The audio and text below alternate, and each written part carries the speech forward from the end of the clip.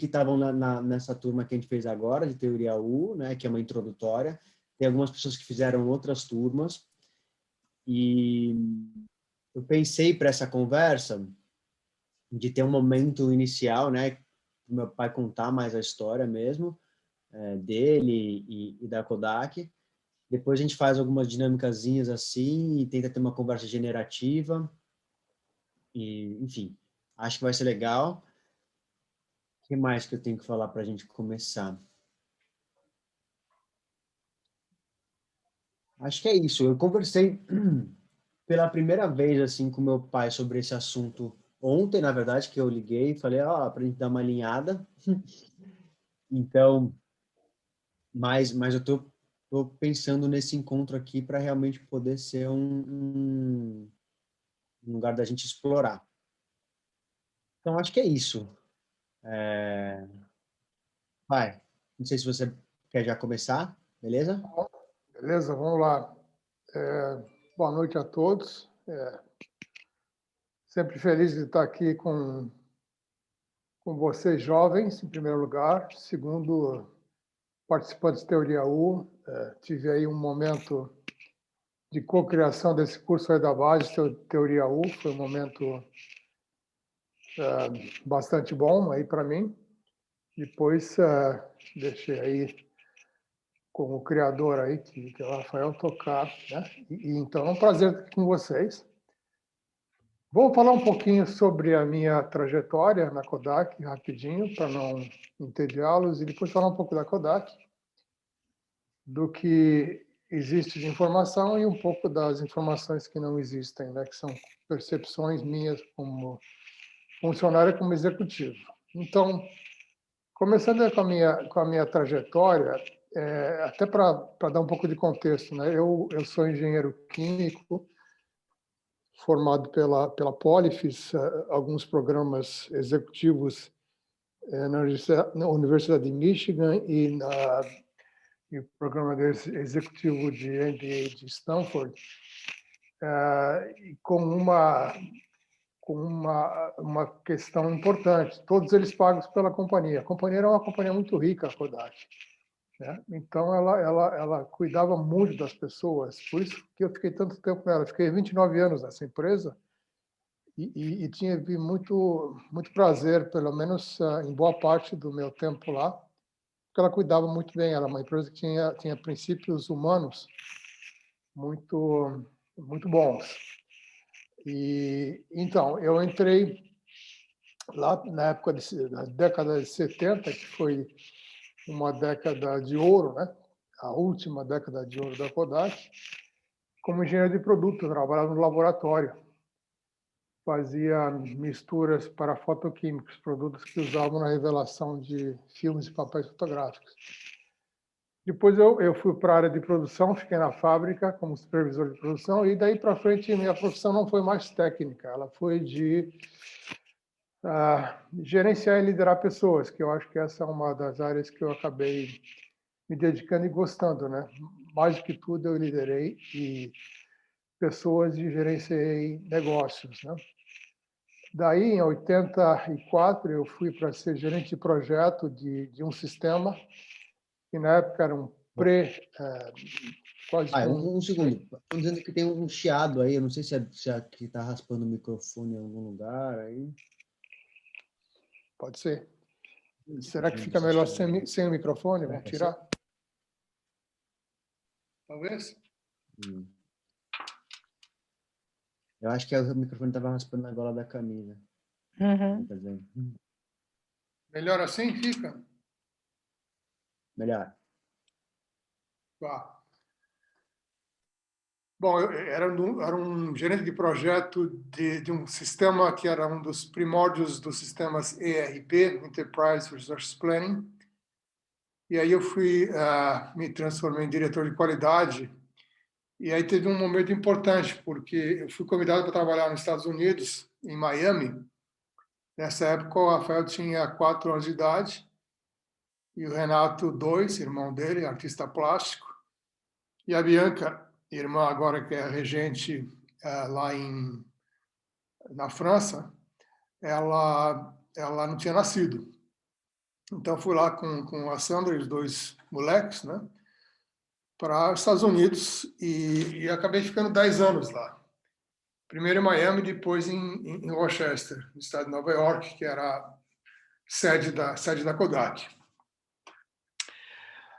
Depois de qualidade, eu fui convidado para participar como diretor de recursos humanos. Como eu era essencialmente técnico, eu não quis aceitar no início, mas fui convencido porque era uma promoção para o nível executivo já mais sênior.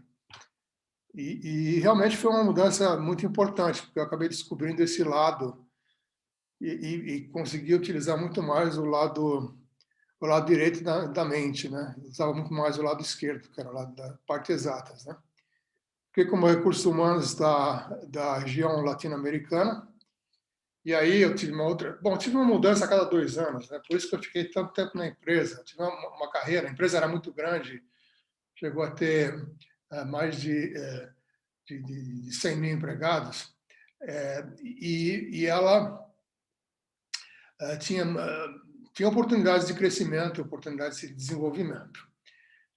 Eu passei de diretor de recursos humanos para diretor global de recursos humanos de manufatura de equipamentos. É importante isso porque tive alguns insights, por que era tão difícil manufaturar câmaras digitais, depois eu comento. E fiquei lá por mais 2 ou 3 anos e conheci um dos maiores líderes que eu já conheci como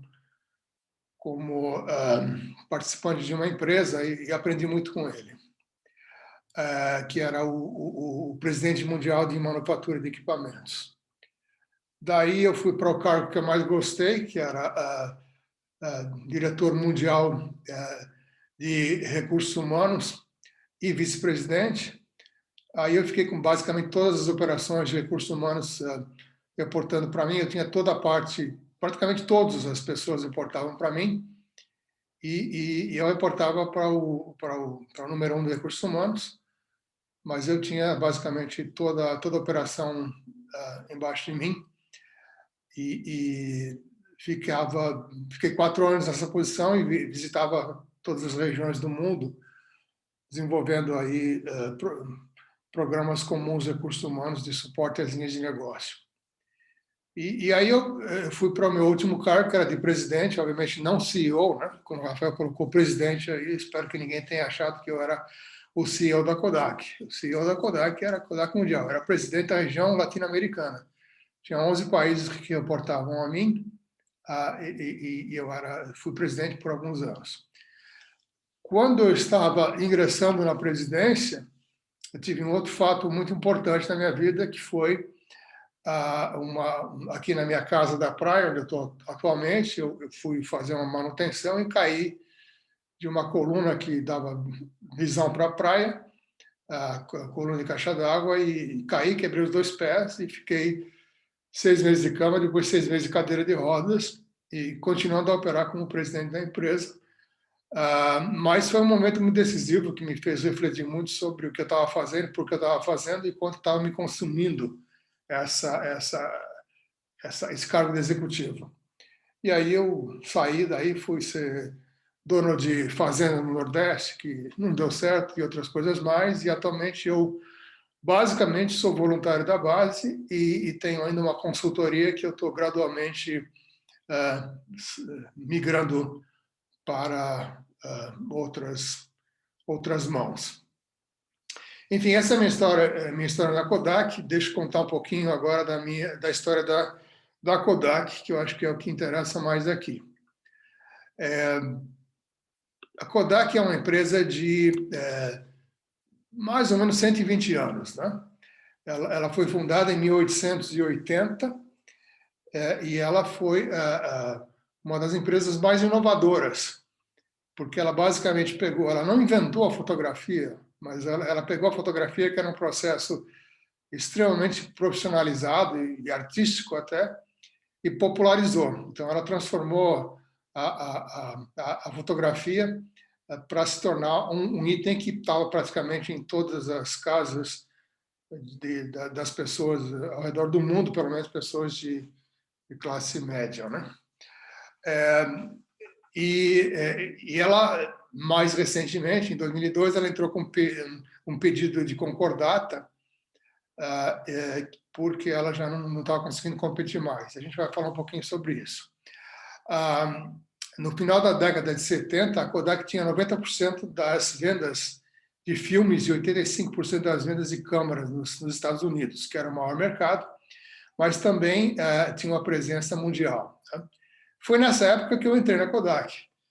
Eu entrei, como já falei, como engenheiro de processo e de produtos, e fiquei 5 anos com um trabalho relativamente estável. Entrei na fábrica, tudo, e a coisa parecia realmente uma empresa muito tranquila e muito boa de trabalhar.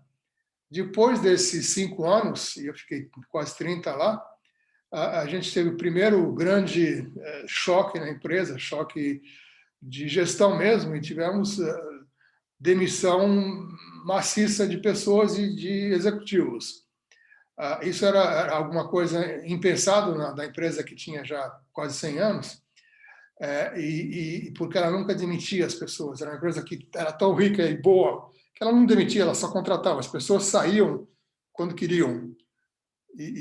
Obviamente, isso teve um impacto muito importante na cultura da empresa, porque é uma empresa que acabava não exigindo tanto das pessoas, né? As pessoas achavam que tinham mais direito adquirido do que, na verdade, o que elas tinham direito pelo que elas recebiam. Isso, em parte, aí um dos problemas que eu estava comentando logo com a Anitta no começo, né? Que uma das maiores razões da empresa não ter conseguido ter a inovação na parte digital foi que a cultura não teve a velocidade suficiente para se transformar. Enfim, a Kodak ela cresceu e se transformou realmente numa empresa das maiores do mundo, né? Ela nasceu nos Estados Unidos em 1880, com o George Eastman, que era o fundador e criador da empresa, que deu nome a ela também, Eastman Kodak, que trabalhava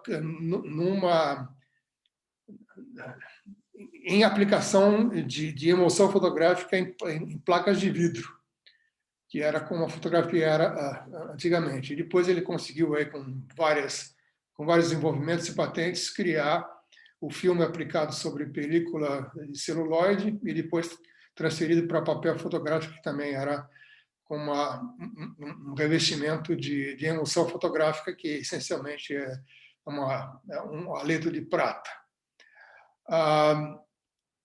Ela registrou a marca Kodak em quase 1890. Kodak é um nome que foi criado, não tem nenhum significado, mas ele queria que fosse um nome que as pessoas escrevessem facilmente e que não fosse difícil de errar.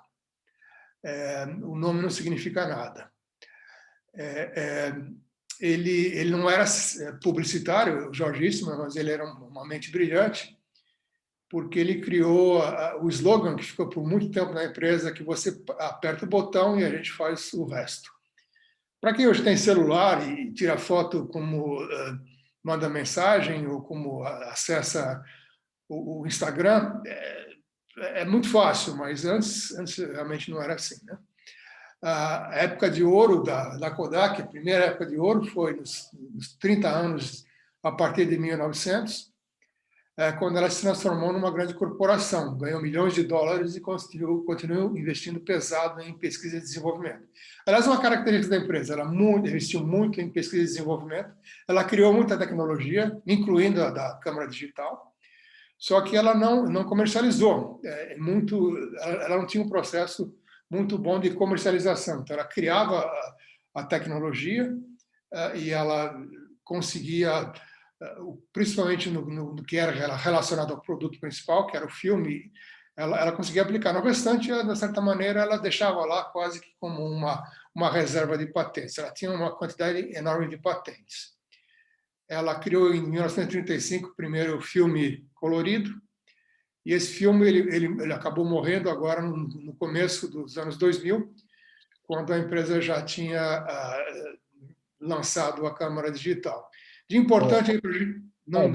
Pai, a gente está já mais ou menos chegando no final do tempo que a gente tinha programado para você falar, acho que você ainda não chegou no ponto.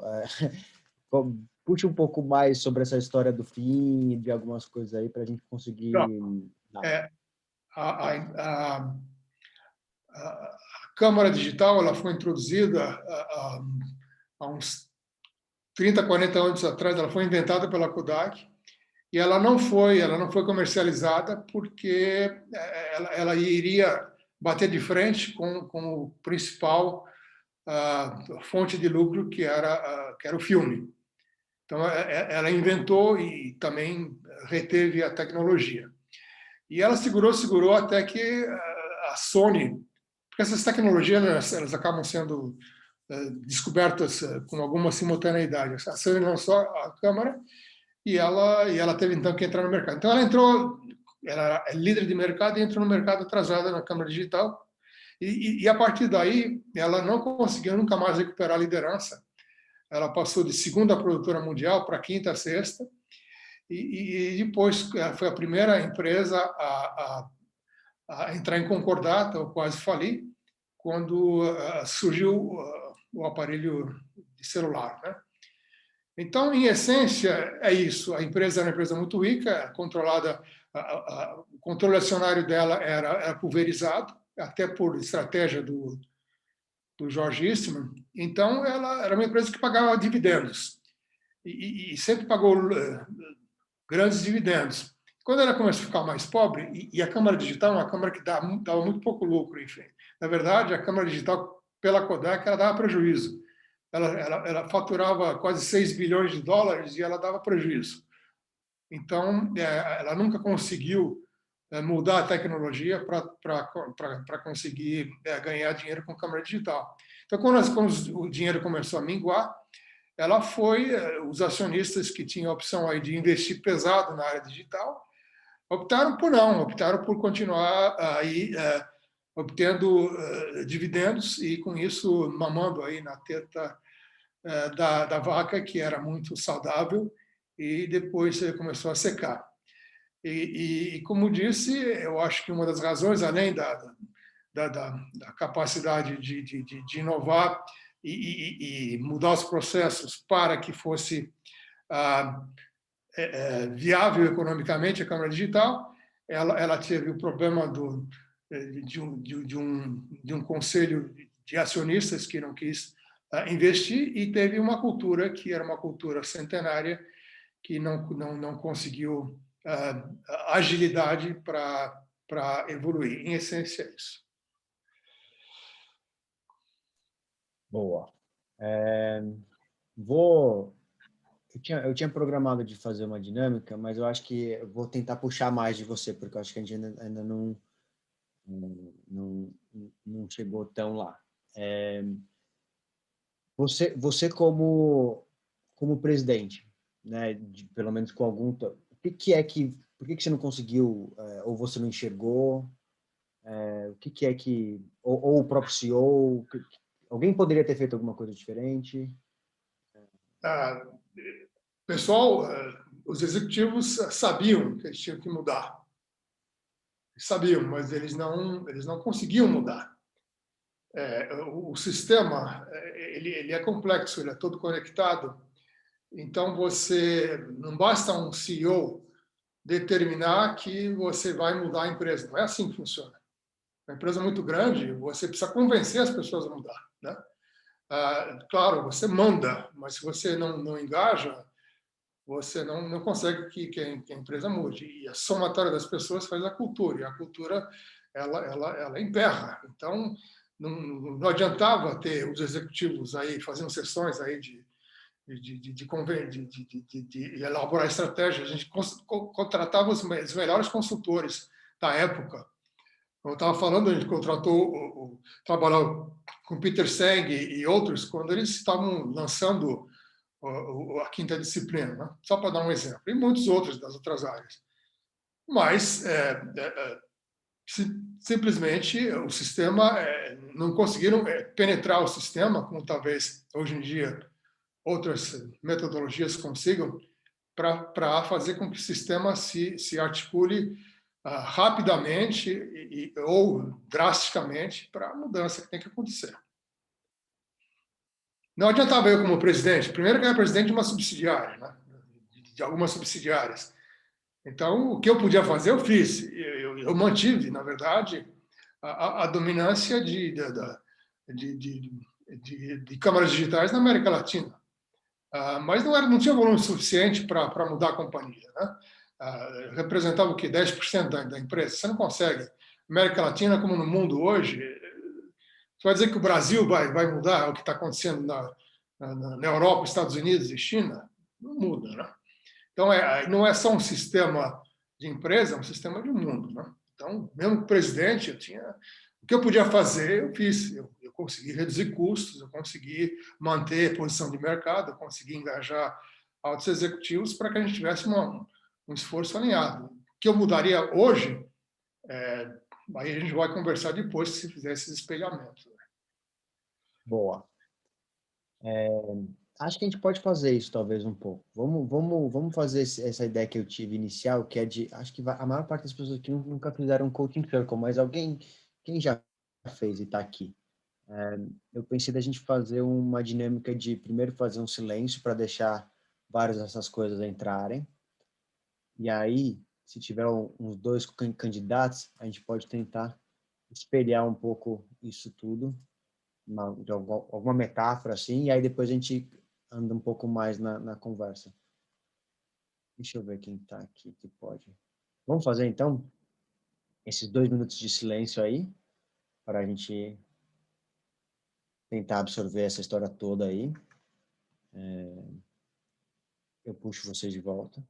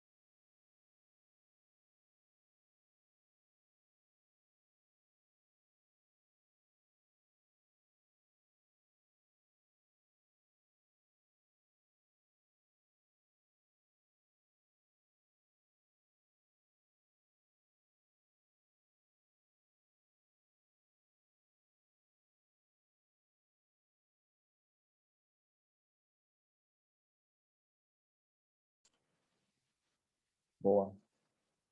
Podemos ir voltando aqui aos poucos. Faltou fazer um comentário, acho que é importante. Posso fazer? Claro. Porque era uma empresa muito rica, ela acabou criando um plano de benefícios muito generoso. E quem trabalha em empresa sabe que salários você consegue administrar, benefícios é mais difícil, né? Eles se incorporam. E um dos itens mais onerosos do plano de benefícios era o plano do fundo de pensão. Então, em algum momento, a empresa faturava pouco menos de 20 bilhões de dólares e ela tinha quase 14 bilhões de custo do fundo de pensão. Então, vocês imaginam só um item que trazia esse tipo de custo. E por que era assim? Porque eram pensões vitalícias, né? Então, pessoas que saíram, pessoas centenárias ficaram na empresa, quase centenárias ficaram na empresa, elas saíram e elas tiveram a pensão delas garantida, e eram pessoas ricas, né? Então, esse custo era um custo que veio da época rica e que você não conseguiu aí eliminar, a não ser com com uma concordata, que era uma pré-falência. Hoje em dia, as empresas cuidam muito mais para que os benefícios principalmente esse tipo de benefício não aconteça. É isso. Boa. Eu vou trazer aqui algumas imagens que vieram para mim. E aí, eu acho que se alguém quiser também trazer alguma, a gente pode trazer também. Mas eu estava pensando algumas, assim, na verdade. Agora, quando você falou disso, eu fiquei pensando muito um pouco no país, assim, quase como se fosse um país, como é um pouco a discussão da reforma da Previdência, assim. Mas eu acho que antes disso, tinham duas imagens muito claras. Uma era quase como a história da Ilha de Páscoa mesmo, em que, né, as pessoas vão cortando as árvores, eventualmente, e aí quando olha, alguém corta a última árvore, e aí olha para trás e não tem mais nenhuma árvore para plantar. E uma outra imagem também foi uma de um navio indo em direção ao iceberg, né? E as pessoas discutindo sobre, sei lá, se vai ser, como que vai ser a decoração do navio. Então, não sei se alguém aí quer trazer alguma imagem. Acho que a maior parte aqui não aprendeu tanto essas técnicas de espelhamento aí, tudo bem, não é? Mas não sei se a Ani quer falar alguma coisa, ou o Vini, ou a Silvinha, alguém? Eu quero Eu, falar, cara. Pode falar. Vai, sim. não, para mim foi uma imagem bem inicial, assim, de uma bolha, sabe? Tipo, tipo como se fosse uma bolha de sabão, assim, com uma camada muito fina, que estava, tipo, prestes a explodir, e muitas pessoas ali dentro, mas aquela bolha redonda, assim, sabe? Sem nenhum rumo. A sensação que eu tinha era alguma coisa meio no espaço, assim. Vai, Silmara. Eu tive um flash muito rápido de iceberg também, mas eu não me conectei com nada. Só veio assim mais como um flash mesmo, mas o que ficou muito vivo para mim nessa história, que me deu uma raiva dessa história. Eu fiquei numa irritação, assim, deu vontade de chutar pé de mesa, assim. E eu fiquei me perguntando de onde vinha essa raiva, né? E aí, como espelhamento, né? Eu não consegui identificar muito, assim, pelo racional, me vem algo como crianças brincando. Mas, assim, eu acho que o que ficou forte para mim é uma raiva, assim. Que merda de história, sabe, assim? Não é um julgamento, tá, gente? É só uma expressão, algo que me veio. Boa, sim. Tem mais duas pessoas com a mão levantada e depois a gente pode aproveitar um pouco esse momento para ver se aparecem outras coisas. Vai, Júlia.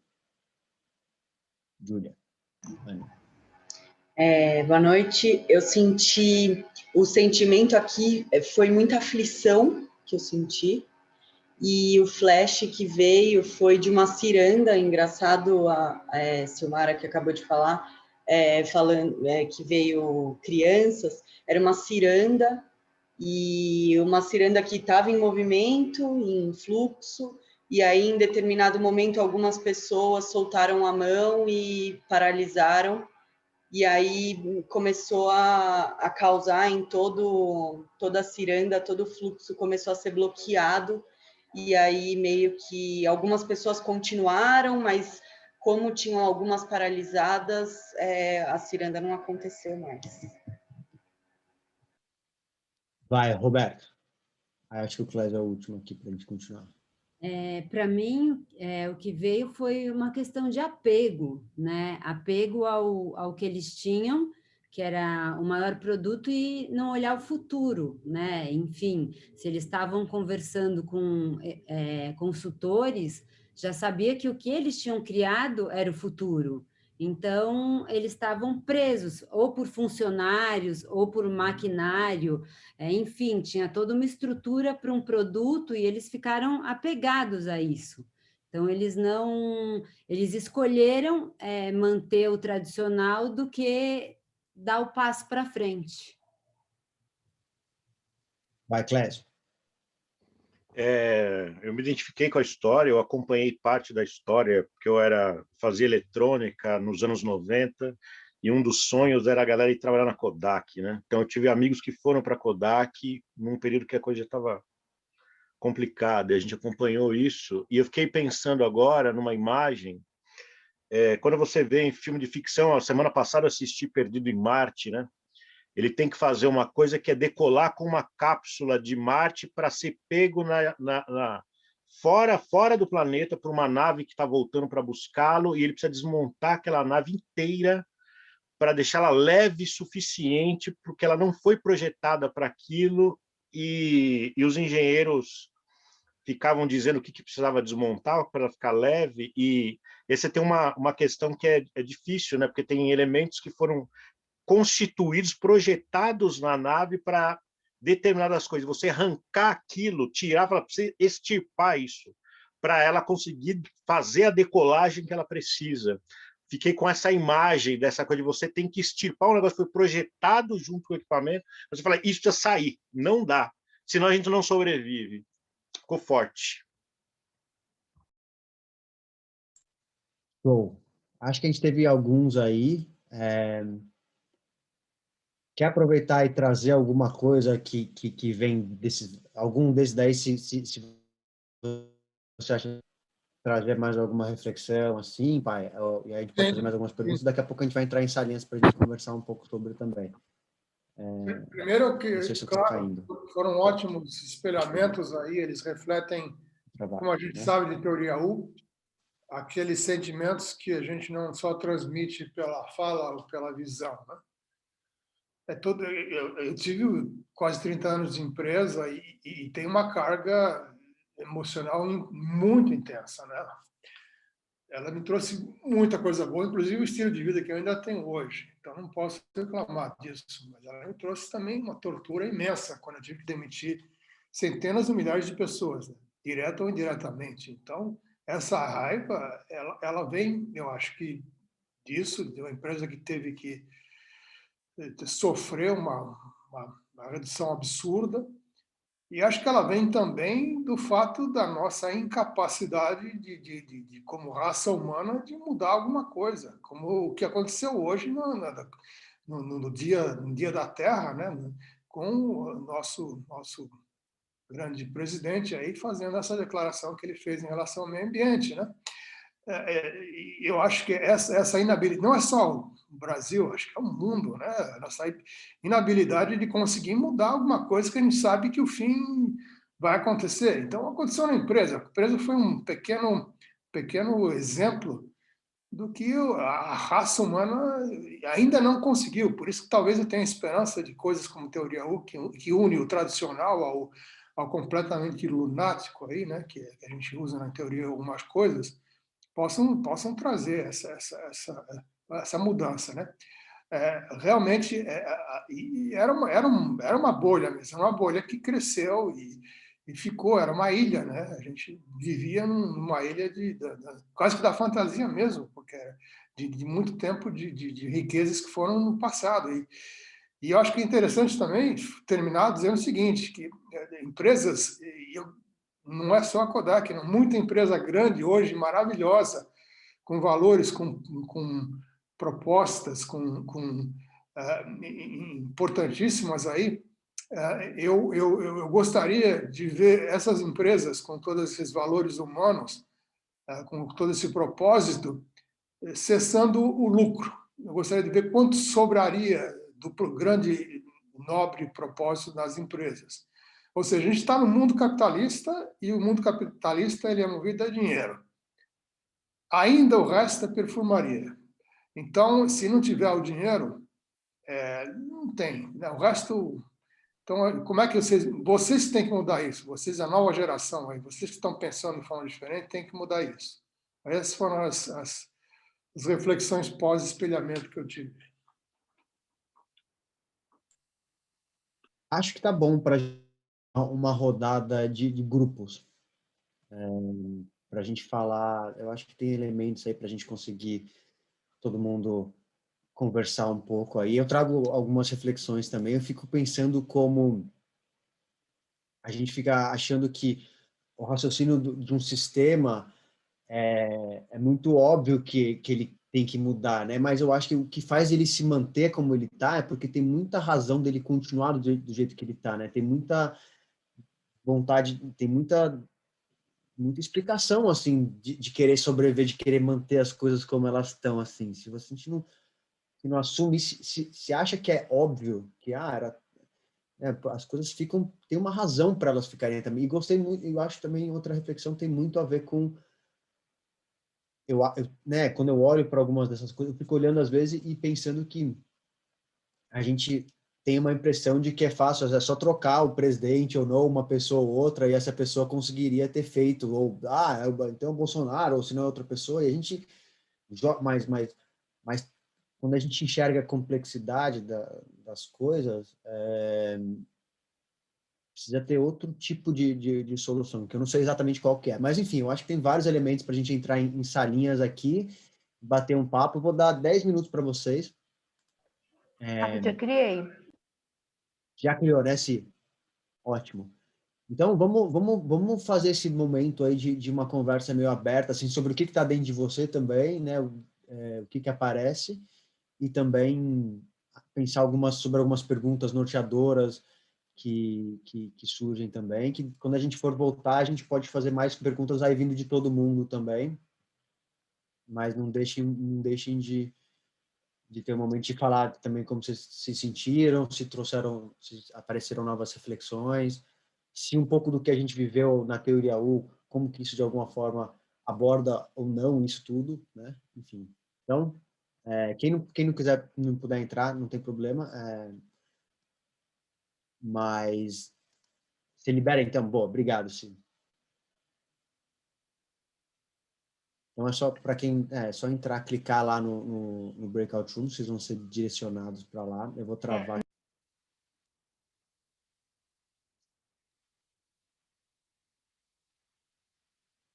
Estamos voltando aqui.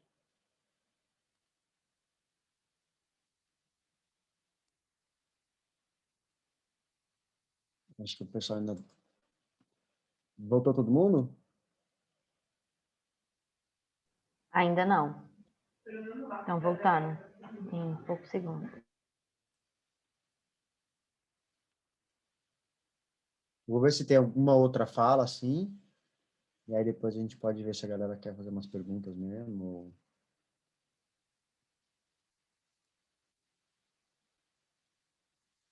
Chegamos?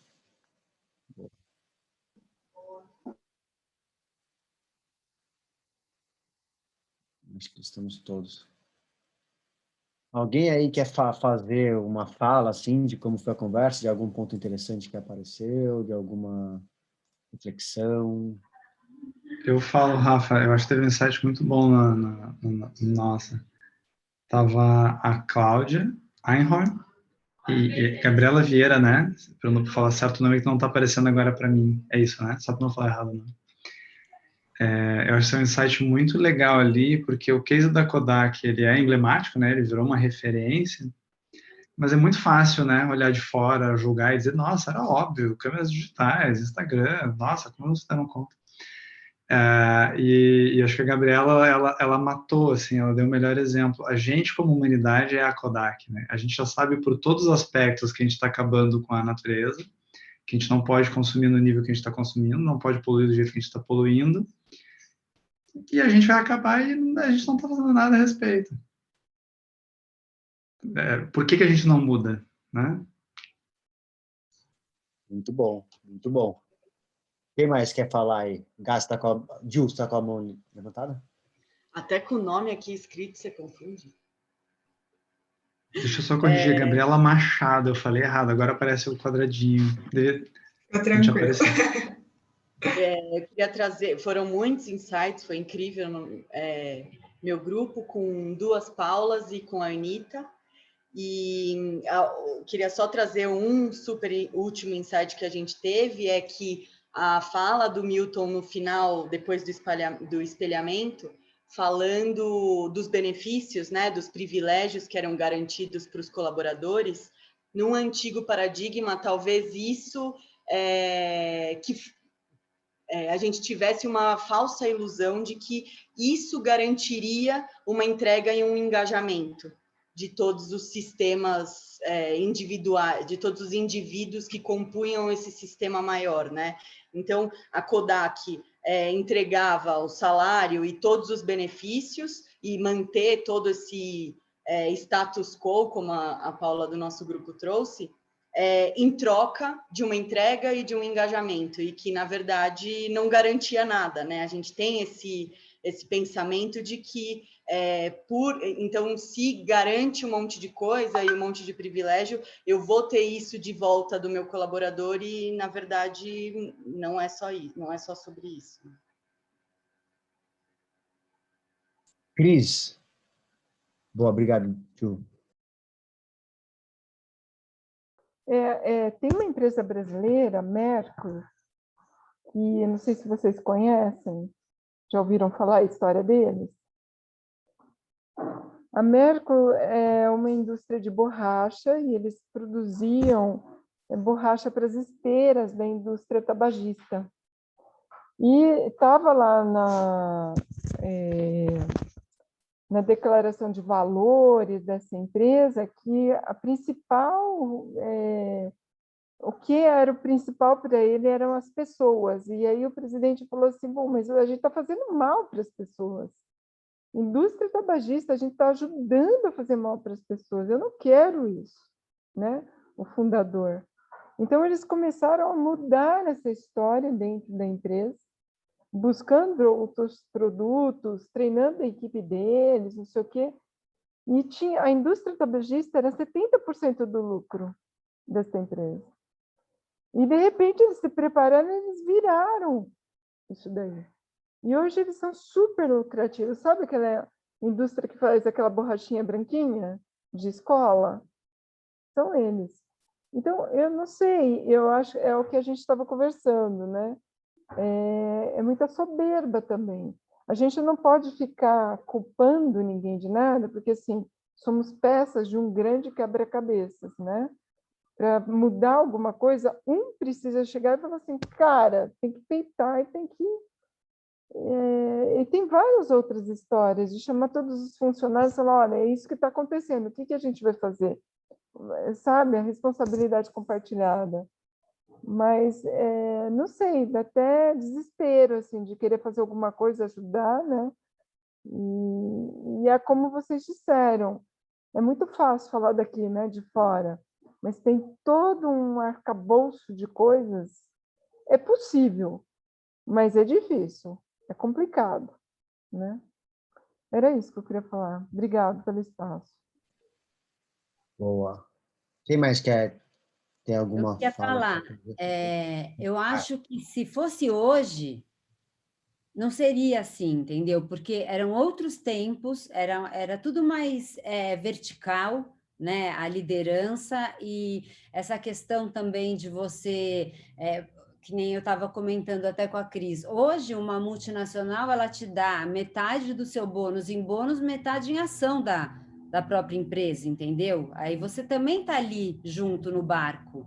Então, existem várias outras engrenagens e como o seu pai falou, a empresa sempre foi muito humana, muito humana. Então, talvez para eles fazerem essa transição com todo mundo, né, e tendo tanto do mercado, talvez eles ficaram meio que nessa soberba mesmo, nesse lugar de tipo, não, a gente segura aqui o que a gente inventou, né, e na hora que acontecer, aí a gente vê o que faz. Só que daí, na hora que aconteceu, eles ficaram como uma coisa de segunda linha, sendo que eles tinham o poder da invenção, né? Então, talvez hoje, com essa coisa mais horizontal que acontece nas próprias empresas, talvez eles tivessem dado essa virada. Vai, Andréa, mais uma aí eu acho que eu vou trazer mais umas falas do meu pai para a gente ir fechando aos poucos. Vai, Andréa. Obrigada, Rafa, pela vez. Eu vou tentar ser breve. Eu me conectei muito com a fala do seu pai, porque eu vivi numa empresa assim por 5 anos. Então, a empresa exatamente com o mesmo perfil, E a gente, algumas pessoas, né, os mais novos, vinham e brincavam que era como se fosse você trabalhar em qualquer, enfim, qualquer das empresas públicas, que você não era demitido, que você não era cobrado, que você podia entregar quando quisesse. E à medida em que, então, os mais novos iam trazendo aí algumas inovações, isso assustou. E a empresa acabou fatiando aí, vendendo o que era de mais tecnológico, mantendo o que era mais arcaico. Eu já não estou mais lá, mas ainda tem alguns colegas, né, que eu considero que ainda estão lá e eles também estão vendo o barco afundar. E é isso, né? Não adianta um querer mudar. Então, a conversa né, do cafezinho era isso. Ai, porque a empresa era isso, porque vinha o Papai Noel de helicóptero entregar presentes nas festas, vinha a família inteira participar de festa. E o pessoal não acompanhou essa evolução do mundo, né? A empresa é a nossa casa, sim, também, né? A extensão do nosso lar, mas você não suga todos os recursos do seu lar, né? Não, você não consome tudo. Você quer que ela seja melhor, que ela evolua, que ela se mantenha. E era muito nítido ver isso quando eu estava lá. E o pouco que eu soube depois da minha saída, eles, enfim, o barco está afundando, tá indo, o pessoal está no oba-oba e o navio está indo em contra o iceberg. Era só isso que eu queria compartilhar. Isso acontece com muito mais frequência do que a gente até gostaria. Obrigada aí. Obrigado, André. Pai, faz aí alguns comentários aí. Ou, enfim, Legal, bacana escutar isso aí. Algumas falas também de vocês são muito, muito fortes aí, que vão ficar registradas para mim também, né? Pegando essa analogia do barco, né, uma expressão que a gente usava muito naquela época, né, a gente estava rearranjando, né, arrumando a mobília do Titanic, né? Então, você fazia uma reestruturação, você mudava a mesa, mudava a cor, mudava a quantidade de cadeiras, o cardápio, e o navio continuava afundando, né? Essa era a sensação que tinha. E gerava um cinismo mesmo, né? Porque a cada corte, e os cortes eram brutais. Assim, começaram mais leves, depois ficaram brutais. Então, pessoas que elas ficavam muito receosas, né, de perder emprego. Era um emprego bom, era um emprego. E eu entrei na empresa como sendo uma das vantagens, uma empresa que era uma empresa para você ficar a vida inteira. Então, você entra lá com a ideia de que você não vai perder o emprego se você fizer um trabalho digno, né? E as empresas e as pessoas estavam fazendo um trabalho digno. A maior parte das pessoas perderam o emprego não porque não mereceram, porque a empresa não conseguia mais se sustentar. Então, esse é um ponto importante. E talvez eu tenha trazido muito da carga negativa da empresa, mas ela foi uma empresa extremamente positiva. Ela trouxe coisas muito importantes. Ela foi uma das inovadoras na diversidade. Ela trouxe o Fórum de Mulheres, não só uma das primeiras empresas que trouxe isso nos Estados Unidos, mas aqui também na América Latina. Eu trouxe o Fórum de Mulheres quando não se falava em diversidade aqui, né? Então, a gente criou muita coisa boa. E talvez essas âncoras de coisas boas eram tão fortes que não ajudavam também a mudar, né? Se fosse uma empresa, não querendo desmerecer a Mercury aí, mas a Kodak fazia um produto extremamente nobre. Era uma empresa que preservava as lembranças, né? Então, eu adorava falar isso aí. Era uma empresa que dava orgulho, né, de trabalhar. Então, ela tinha âncoras muito, muito fortes e de coisas boas, né? E que ela realmente teve mais dificuldade para mudar. Mas eu acho que talvez a que mais ecoou em mim foi que a Kodak é o mundo hoje, né? Essa realmente eu tive essa impressão quando eu estava falando, mas ela ficou muito forte com essa fala, né? E eu acho que vocês não estão aqui para resolver o problema da Kodak, né? Porque a Kodak está lá, ela vive ainda, tem 7 mil empregados hoje, sei lá, quase 2 bilhões de faturamento, mas está lá. Vocês não estão aqui para resolver esse problema, nem para dar aula sobre isso. Vocês estão aqui para quê? Para transformar o mundo. Uma das poucas esperanças que eu tenho para transformar o mundo, não só na geração nova de vocês, mas é coisas como a teoria U. Então, eu realmente acredito que vocês só vão conseguir mudar o sistema se vocês aplicarem, não necessariamente só a teoria U, mas assemelhados e evoluções da teoria U. Então, essa que ficaria a minha mensagem aí, né? Peguem os aprendizados aí, vejam como vocês mudariam a Kodak, que não é mais a Kodak, é o mundo hoje. Apliquem nas empresas de vocês, porque as empresas de vocês é que vão também ajudar a mudar o mundo, né? E o último ponto aqui é o seguinte: o que poderia ter sido feito naquela época?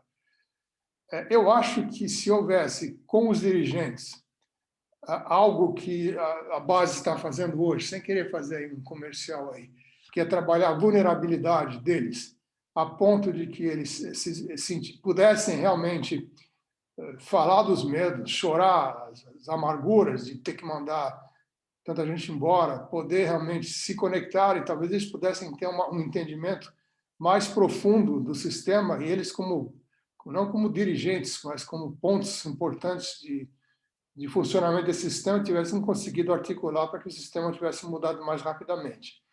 Não tinha, obviamente, isso. A gente era muito, muito duro para poder sobreviver a tudo aquilo que ela tinha que fazer para continuar viva e não tinha condição nenhuma de trabalhar a vulnerabilidade. A única maneira de conseguir trabalhar a vulnerabilidade foi depois, um pouco antes de eu sair com a minha terapeuta que eu tenho até hoje. É isso. Boa. Fiquei pensando aqui como essa coisa de que quando o barco começa a ir na direção nessa direção aí de querer afundar, começa a rolar meio que uma competição, né? E isso vai contra um pouco o que é que vai salvar o barco, né? Que as pessoas começam a se fechar ainda mais. Quando começa a quebrar, né? Então, tem um pouco fico imaginando. Claro que eu não consigo saber, né? Penso também que se estivesse, não sei se conseguiria também fazer. Né? Você está falando, o Peter Senge que estava lá e também não, né? Então, como que é? Quem conseguiria? Não sei, mas esse lugar aí das pessoas poderem errar, assumir que essa projeção não vai dar certo, que essa visão de querer vai ter que ter outra, assumir que não vai chegar lá, eu acho que é um tipo de lugar que tem mais chance de as pessoas conseguirem achar o buraco que está afundando, pelo menos, né? Mas se ninguém quer falar, eu sei onde pode estar, é mais difícil de enxergar também. E aí, por isso que eu acho que, às vezes, essas coisas que você falou, que a gente faz várias coisas lunáticas, né? Tipo, um espelhamento, tem coisa do corpo, isso acaba, eventualmente, quebrando algumas das barreiras. Ele serve até quase como se fosse sei lá, um chacoalhão, assim, da sua zona de conforto, e quando você vê, você consegue pegar outra perspectiva, meio sem querer, às vezes, até, porque senão é muito difícil de você enxergar isso de fora, enfim. Mas tem mais algumas mãos levantadas aí. Vai, Carol. Queria, na verdade, fazer uma pergunta para o seu pai. Essa última fala dele com a sua agora me trouxe um insight que é mais uma dúvida, porque ele fala que as pessoas estavam com medo, né? Por ter todos os benefícios e, enfim, o barco tá afundando, elas estavam com medo de ser demitidas. Então, minha pergunta é, as pessoas começaram a competir entre si para ver quem vai ficar? Porque daí eu acho que o esforço pode ter saído de como é que a gente salva a empresa para como é que eu me salvo, né? Como é que eu me mantenho aqui um pouco mais. Você sentia isso, Milton? Não, sim, claro. Você tem esse paradoxo mesmo, né? Você fala em que você tem que colaborar para manter o barco remando, né? Ou segurando a vela na tempestade. E, na verdade, você quer salvar a própria vida, né? Em última instância, você tem esse paradoxo, né? Salva a vida de todos, correndo o risco de perder a minha vida, né? É muito difícil isso, é muito difícil, por mais altruísta que você seja, você tem um instinto de preservação que é muito forte. Então tinha, claro que tinha competição.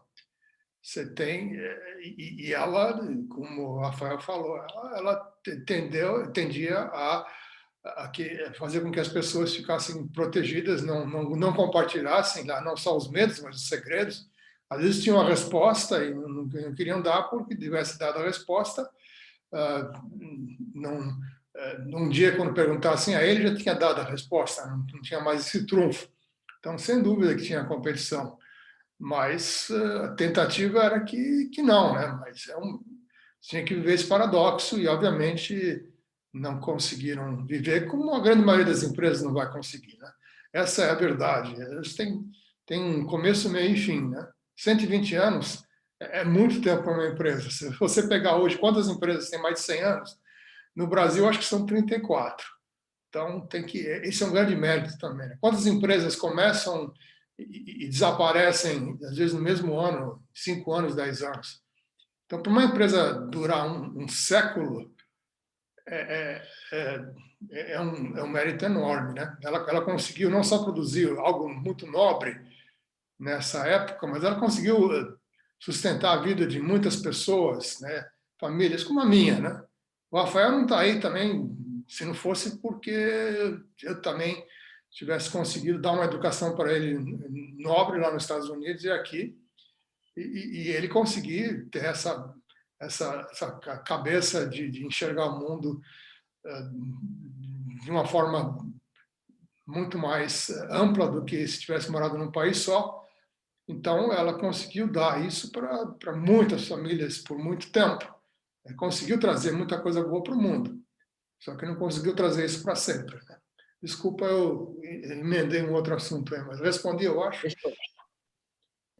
Deixa eu já vou passar a bola para a Cris, mas eu fiquei pensando numa coisa que eu li outro dia que eu achei muito interessante, que assim, às vezes as pessoas chamam essas empresas aí que estão indo nesse processo de dinossauros, mas os dinossauros viveram, sei lá quantos milhões de anos, provavelmente muitos mais do que a gente vai viver, né? Então, assim, os caras, a gente olha para eles como se eles fossem, né, idiotas, né?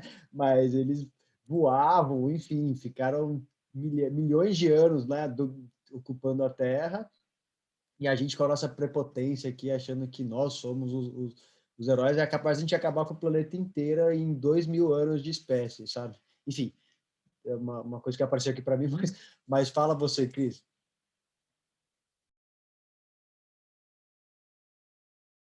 Talvez ela não tenha abaixado a mão da última vez que ela estava com a mão levantada. Se sou eu, realmente, eu não tinha Era baixado a isso, mão. né? Desculpa. Tá. Legal. Alguém mais quer trazer alguma fala aí? A gente tem mais alguns minutinhos. Pode ter mais uma pergunta. Ô, Rafa, eu queria dizer que eu me identifiquei muito com essa história, porque a gente se conheceu aí recentemente, há uns 2 anos atrás, e a gente passava lá na Bem Comum por uma história parecida, né? A gente estava com uma questão de grana, com uma organização que atende meninos, e a gente perdeu o nosso financiador, e as coisas que a gente fazia antigamente já não serviam mais para fazer agora. E fazer essa mudança de cultura, enxergar isso, você precisa ter... Primeiro, que é uma liderança que tenha muita clareza e consciência do que está acontecendo. Segundo, é que você consiga ganhar as outras pessoas para ir nessa direção, né? Claro que no nosso caso a gente é uma organização minúscula, muito pequena, pouca gente, mas tem uma certa hegemonia de um pensamento antigo que ela vai travando as ações. Então, assim, essa hegemonia ela é muito danosa, e você combater isso não é tão simples. É isso, é uma dor interna, inclusive, de cada um, né? Essa mudança não é tão simples assim. Vide a nossa dificuldade até hoje, como sociedade, de promover a inclusão de quem é diferente. Com certeza, várias dessas sombras aí, né, que a gente, que são doloridas, porque a gente tem que assumir algumas coisas, né? Eu acho que tem esse negócio de assumir. Eu sempre fica batendo na minha cabeça essa coisa de que, assim, se a gente não assume que tem alguma coisa boa naquilo, a gente ainda não está pronto para mudar, né? Para a gente ficar achando que, então, tem vários privilégios que impedem a gente de assumir algo, de mudar. E quem está disposto, aquela galera lá que ganhava todos os benefícios lá, estava disposto a largar alguns dos privilégios, mas não é difícil, né, comer da própria... Enfim, enfim, tô empolgado aqui com esse papo, porque eu acho que ele trouxe a gente para um lugar bem interessante mesmo. Mas, Rafa, o Thiago... até por... Não, eu ia falar que até Fala, porque, depois como eu é que você vai largar os benefícios se você não tem o modelo mental sabendo que você é capaz de construir esse outro lugar? Você não tem. Eu comecei a me lembrar agora, assim, você não se falava disso, você tinha alguém que cuidava de você, né? Quem que cuidava? A empresa, né? A empresa. Então, não houve esse preparo, né? Eu acho que agora a gente tem essa condição de saber, mesmo quem está empregado é convidado a empreender, né? Mesmo dentro. Então, acho que a gente está no momento propício para fazer esse novo design de vida, né? Porque não é social, E o Milton falou uma coisa séria, porque a biologia, a gente demorou para chegar aqui hoje, nesse momento, 14 bilhões de anos. E para a gente levar um homem à Lua, 12 mil anos. E para a gente montar uma Kodak, quantos anos que ele falou agora? Entende? Então, a gente ainda é muito fresquinho, muito jovenzinho. E eu acho que essa é uma questão da gente saber que agora a cultura é muito rápida, então a gente precisa da teoria, ou inclusive para se concentrar, para se sentir, para poder fazer isso, senão a gente se despedaça. Boa, Ani.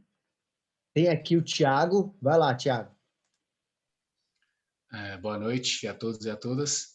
Eu, fazendo uma reflexão, né, da minha realidade, né, que é o futebol, e trazendo também um pouco dessa estrutura do futebol brasileiro muito antiga, né, bem tradicionalista, assim, do final dos anos 90, início dos anos 2000, na Europa começou um movimento de requalificação do esporte, do futebol, no caso, né, na Alemanha, na Espanha, em Portugal, e eles foram começando a ter ideias que estavam transformando a forma como eles promoviam o futebol enquanto espetáculo, enquanto educação.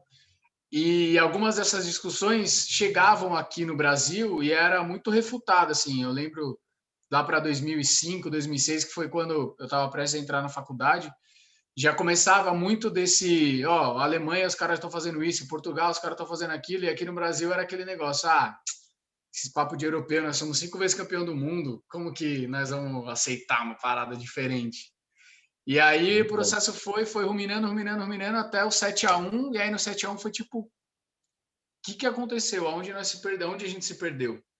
E aí desde então, desde 2014, tem toda essa, nós somos 5 vezes campeão do mundo, cadê a nossa essência? Cadê o que é o futebol brasileiro? Então, tipo, meio que tomou uma pancada, e você sai meio desnorteado, assim, que aconteceu, por na estrutura, né, e até a que a Anitta falou, de modelo mental, talvez não ter tido alguém, né, visionário naquela época, que acho que se assemelha um pouco à história que teu pai trouxe da Kodak, para poder enxergar caminhos possíveis para continuar caminhando e mantendo uma estrutura, assim, aceitável e de constante evolução. Agora está meio tipo um barco sem... igual ao país, né? Barco sem comandante, que nós estamos, para onde nós estamos rumando, saca? Então, tipo, boa, muito legal, super, é muito legal que você traz uma visão do esporte, do futebol, que a gente começa a perceber, né, que é quase como uma sensação de coisas que estão acontecendo em todas as áreas, né, do tipo, que nem o negócio, a história do hospital lá, como ela é humana, né? Aquela história do tipo assim, nós estamos fazendo isso com nós mesmos. E aí todo mundo fala assim, nossa, é verdade. E isso se aplica à prefeitura, se aplica, enfim, a vários campos. Vai, Ângela. Então, pessoal, boa noite. Agradecer ao Milton e dar uma sugestão, até pelo desafio ali que ele referendou e reforçou de vocês, e eu estou junto, né, buscarmos uma solução, vocês, porque vocês são muito mais jovens que eu e ele, mas assim eu estou nessa, querendo ainda encontrar caminhos. A trimembração social que o Rudolf Steiner deixou escrito, né, que vai muito em linha com o que a base faz, como base mesmo, como proposta, e muito em linha com o que a Anita falou hoje de novo, essa coisa de ser empreendedor. A trimembração social, a veia econômica, ele fala no associativismo, né, como um caminho, depois tem os outros 2 pilares, e eu acho muito legal, eu gostaria muito de estudar isso mais com outras pessoas que já estão engajadas, né, nesse caminho, né, de um agrupamento de pessoas se unirem por afinidades, né? Eu moro num estado que Santa Catarina ele é reconhecido porque ele tem pequenas, a agricultura familiar é predominante, e aqui tu não encontra grandes diferenças econômicas como tu encontras em São Paulo, Rio Grande do Sul, onde a base econômica é outra. Então, assim, é muito interessante, aqui é uma cultura alemã, né? Em que pese as coisas que eu não gosto, né? Porque tem uma porção de coisas aqui. Costumo dizer que o Biden só ganhou porque os votos de Santa Catarina não chegaram em tempo para o Trump, né? Então, mas não contem isso para ninguém. Mas é uma dica, Rafael, para, né? Não sei se vocês conhecem, mas da gente talvez, né, ter aí uma boa base para a gente pensar em mais saídas. Ótimo. Você sabe que, sim, só para fazer um comentário rápido, isso me lembrou um pouco a diferença que a gente tem em termos de cultura de doação aqui no Brasil e nos Estados Unidos. Aqui você tem uma coisa muito católica cristã, que é do tipo, eu vou dar né, o pão, assim, e lá é uma coisa muito mais associativa mesmo, no sentido de vamos nos juntar para construir uma escola. E como isso cria culturas diferentes em termos de colaboração de sociedade. A escola Waldorf é um exemplo que, inclusive, foi constituída com esse princípio da trimembração. Não existe dono, é uma associação de pais para fundar as escolas Waldorf. Nenhuma no mundo existe um dono. Obrigada, tá? Ótimo. Vai, Gabi. Eu tenho uma pergunta para o senhor Milton, na verdade, pode ser? Claro. Eu queria saber, com toda a sua experiência, qual foi o maior aprendizado que você teve, que você carrega para a sua vida até hoje? Maior é difícil, eu posso enumerar alguns, né? Acho que humildade é um aprendizado que eu carrego, né? Eu acho que quanto mais eu conseguir ver a humildade, mais eu consegui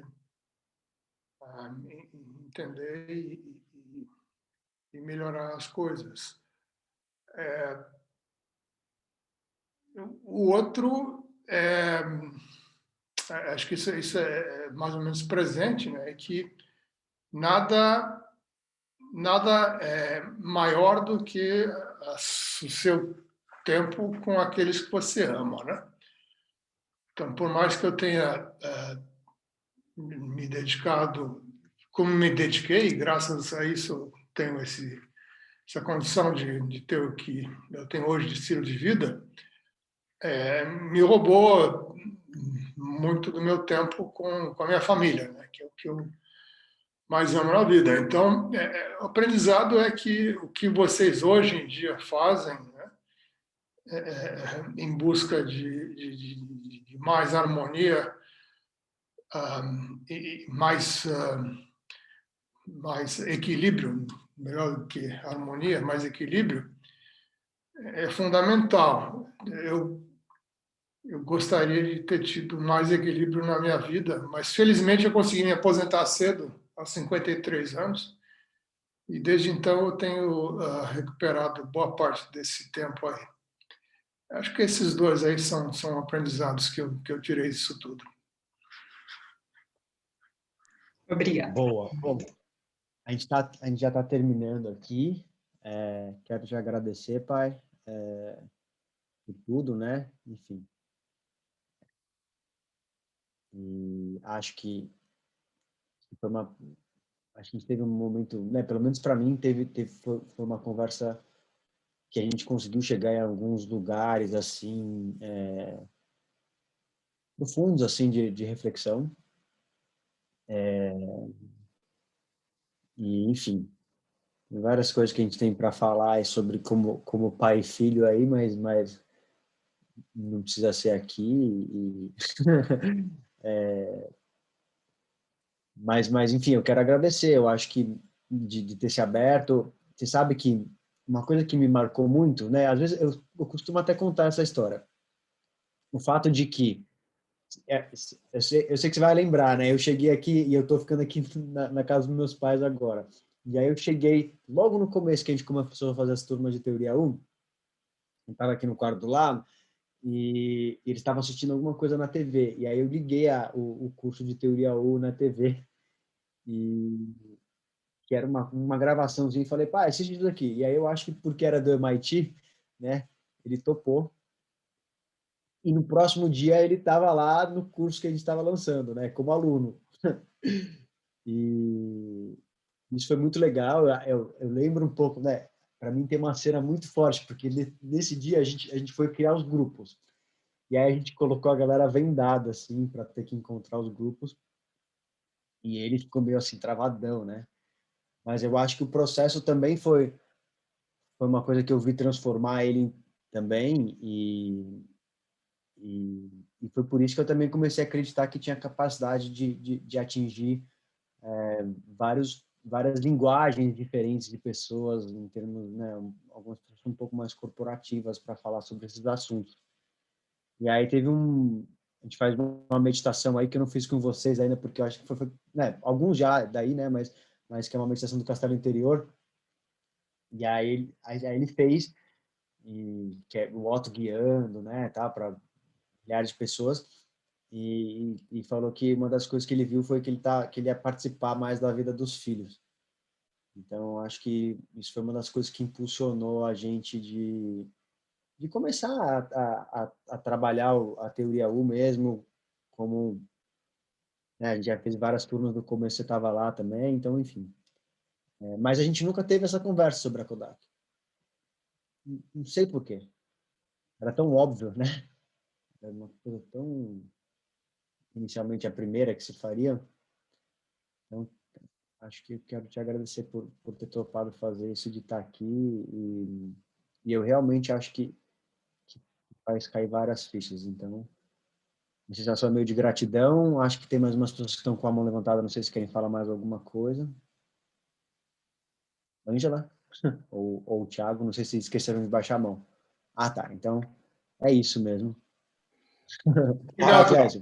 Eu queria falar uma coisa. Eu queria dizer que a gente precisa valorizar muito essa iniciativa que você teve e agradecer aí a disposição do seu pai de estar aqui, porque eu acho que tem para mim uma coisa que está muito forte, que é esse processo nosso de transformação,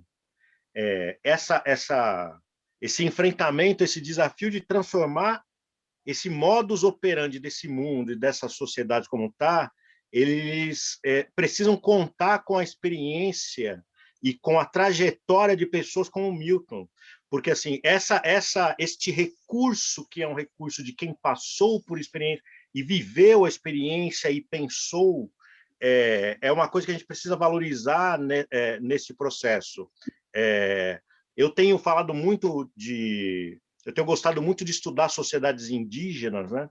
E como operam as culturas, e essa coisa das pessoas que têm mais conhecimento, daquelas rodas de conversa, aquelas conversas que, para nós que somos cheios de meta e de horário para cumprir e tal, às vezes causa um certo pânico, mas é uma conversa que é uma fruição, e que dali você tira aprendizagens, e quem é mais velho tem mais autoridade para falar de uma coisa ou de outra, já viveu, tem um acúmulo de vida.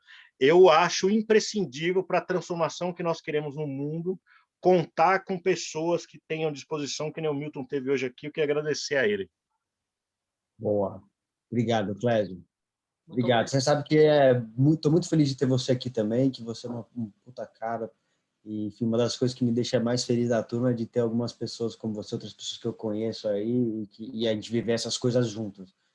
Mas eu acho que, realmente, processos em que a gente consiga trazer essas pessoas, mas para falar de um lugar que é um lugar de abertura, que eu acho que meu pai falou também aqui, eu acho que aí é quando vem bastante coisa boa. Enfim, tem muita coisa mais para a gente falar, a gente já passou alguns minutos, e, e, e é isso, acho que estou bem feliz com o resultado. Você quer falar alguma coisa para fechar, pai, ou não?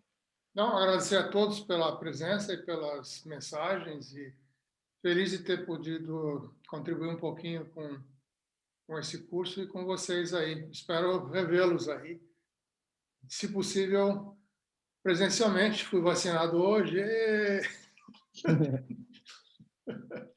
Boa noite, gente. Obrigado. Tchau, galera. Obrigado aí. A gente faz outras Valeu. conversas, sim.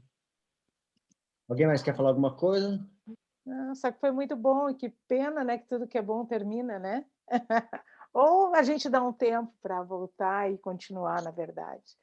É Isso aí, isso, as coisas obrigada. terminam, mas para poder nascer outras coisas ainda melhores. Isso, tem que deixar aí, né, para vir o próximo. É isso aí, Rafa. Valeu. Tchau, pessoal. Tudo de bom. Tchau, tchau, tchau, tchau.